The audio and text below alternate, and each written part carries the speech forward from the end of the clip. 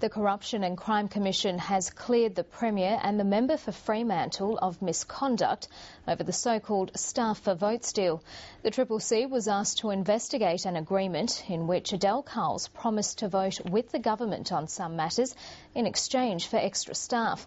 State political reporter Peter Kennedy joins me now. And Peter, what did the CCC say about its findings? Well, Karina, the complaint was laid by the opposition leader Eric Ripper. The CCC engaged senior counsel who found that the alleged arrangement between Colin Barnett and Adele Carles would not have been in breach of the criminal code.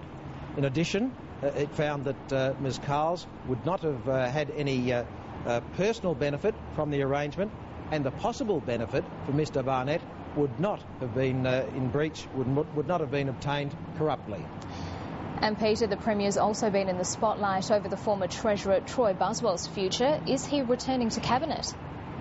Well, the Premier would neither confirm nor deny that the long-awaited mid-term Cabinet reshuffle would occur this week, but government sources say they wouldn't be surprised if a revised Cabinet list surfaced within the next few days.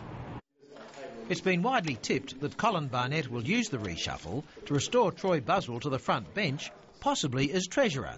But the Premier is giving nothing away. I'm not going to speculate on positions or people until I've made the final decision and I announce it publicly. But he did confirm that Mr Buswell, a former housing minister, has been preparing a special report on housing affordability.